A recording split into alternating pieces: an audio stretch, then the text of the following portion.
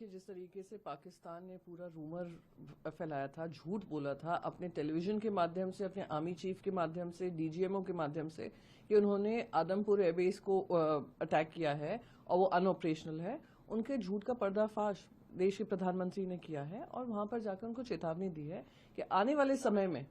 अगर आप इस तरीके की फिर से कोई कार्रवाई करते हैं तो आपको मुंहतोड़ जवाब मिलेगा। वो हमने ऑपरेशन सिंदूर में देखा ही है।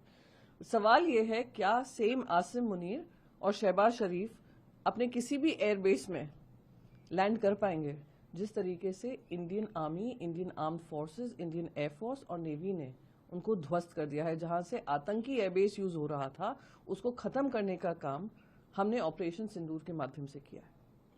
मैम, कल एमईए की गई स्पोक्सपर्सन ने उन्होंने बताया कि ये जो मध्यस्थता वाली बात थी भारत पाकिस्तान के बीच की, यूएस की और साथ में व्यापार की, इन दोनों बातों को उन्होंने खारिज किया कि ऐसी कोई बातें नहीं हुई। देश के प्रधानमंत्री ने भी कहा, मोदी जी ने भी कहा कि ऐसी कोई बात नहीं होगी और ना ही आने वाले समय में करेंगे। पर सवाल ये है, बार बार डोनाल्ड ट्रंप जिस तरीके से बोल रहे हैं, मैं उम्मीद करती हूँ एक्सटर्नल अफेयर्स मिनिस्ट्री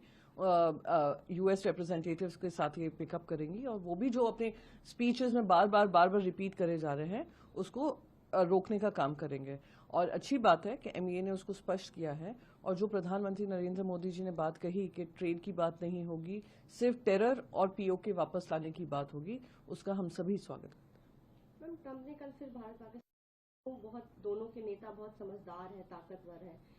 हो सकता है वो अपने रिश्ते और अच्छे कर सकते हैं, क्या पता हम साथ में उन्हें एक बार जाकर डिनर भी करवा सकें, ऐसी बातें कर रहे हैं। देखिए, दोनों को उन्होंने एक साथ जोड़कर हमारे देश के खिलाफ उन्होंने बात कही है। I be very honest upfront about it, क्योंकि एक तरफ समझदार है जो है भारत और दूसरी तरफ मैं मानती हूं कि गैर समझदार इंसान है, नॉनसेंसिकल कंट्री है विद नॉनसेंसिकल लीडर्स, और वो लीडर्स हैं जिनके हाथ में कंट्रोल ही नहीं है, कंट्रोल तो उनकी आर्मी के पास है। तो सच्चाई यही है कि जो भी बार बार डोनाल्ड ट्रंप बोल रहे हैं, मुझे तो लगता है कि उनको ये उम्मीद है कि इससे उनको नोबेल पीस प्राइज मिल जाएगा। पर मैं उम्मीद करती हूं वर्ल्ड लीडर होने के नाते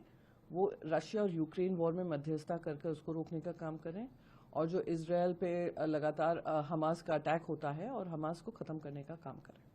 हम एक सवाल और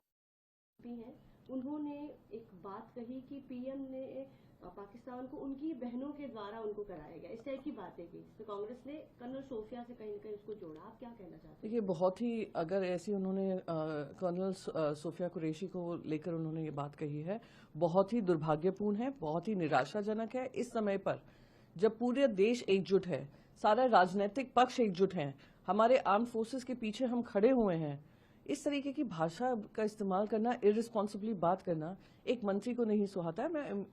आई एम होपिंग कि भारतीय जनता पार्टी इस पर कार्रवाई करेगी और उनको मंत्री पद से हटने को कहेगी, क्योंकि इस माहौल में इस तरीके की बातें करना बहुत ही मैं मानती हूं आपत्तिजनक है एंड इररिस्पॉन्सिबल।